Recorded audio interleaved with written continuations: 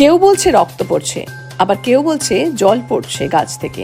তা ঘিরে চাঞ্চল্য ছড়ালো জলপাইগুড়ি টাউন স্টেশন সংলগ্ন ২ নম্বর ঘুমটি এলাকার রেলের জমিতে থাকা শিব মন্দিরে।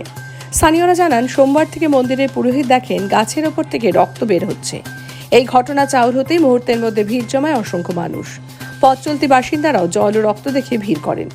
বহুদিনের পুরনো বট শিরীষ গাছকে কেন্দ্র করে শিব মন্দির তৈরি হয়েছে এখানে। পুজো হয় নিত্যদিন।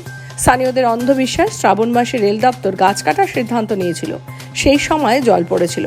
গতকাল রেলের আধিকারিকরা এসে উন্নয়নের জন্য এই গাছ কেটে দেওয়া হবে বলে জানিয়েছিলেন। তারপর এদিন থেকেই সকাল থেকেই জল পড়ছে।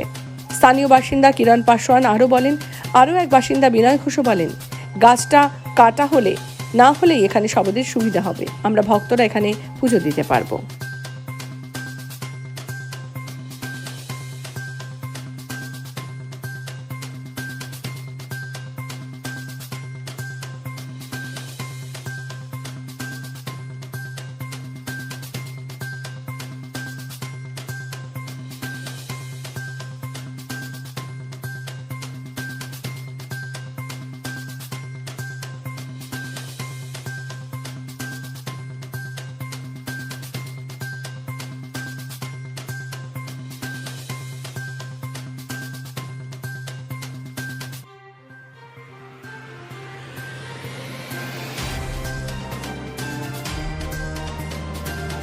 তো ফোন করা হলো, আমরা ছুটে আসলাম। আসার পরে আমরা দেখছি, আমরা তো দেখলাম যে আমি তো রক্ত দেখিনি, কিন্তু পুরোহিত মাসে যে ভিডিওটা করেছিল সেটা আমাদের রক্ত দেখা গেছে।